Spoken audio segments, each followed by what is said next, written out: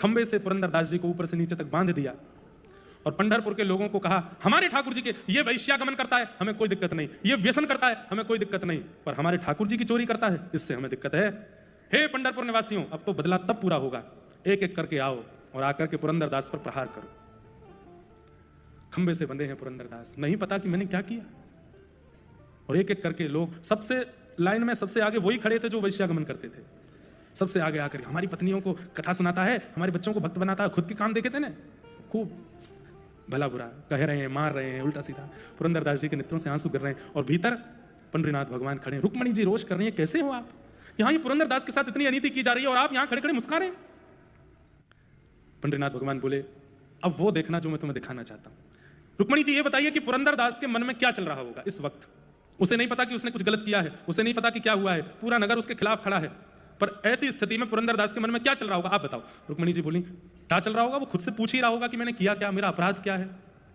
पंडरीनाथ भगवान बोले, अब मेरी दृष्टि से देखो, मैं दिखाता हूं उसके मन में क्या चल रहा है। तो पुरंदरदास जी के चित्त में जब झांक करके देखा तो पुरंदरदास जी अपने चित्त में नाच रहे थे। क्यों?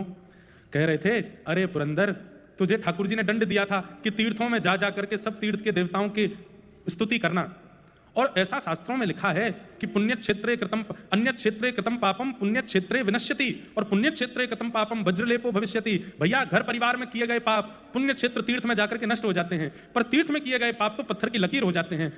पुरंदर अपने मन में विचार कर रहा है, मैं इतने दिन से तीर्थ यात्रा पे था, निश्चित ही तीर्थों में मुझसे कुछ अपराध हुआ होगा, और पंडरीनाथ सोच रहे होंगे कि तीर्थों में किए गए पाप पत्थर की लकीर ना बन जाएं, कैसे भी करके अपयश करवा करके इसके तीर्थों के पाप नष्ट करवा दिए जाएं, इसलिए पूरे पंढरपुर के द्वारा मेरा अपयश करवा रहे हैं, मुझसे निश्चित ही तीर्थ क्षेत्रों में पाप बना होगा।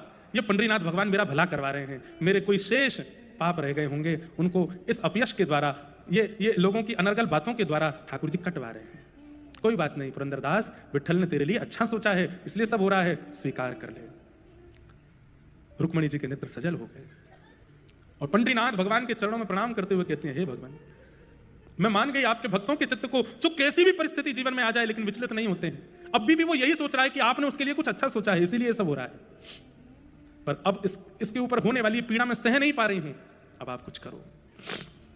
और तभी पंढरपुर में मानो जैसे एक आकाशवाणी जैसे होने लगी, पूरे पंढरपुर के लोगों को सावधान की स्वर सुनाई देने लगा, सब विचलित हो गए, कहां से आ रहा है स्वर।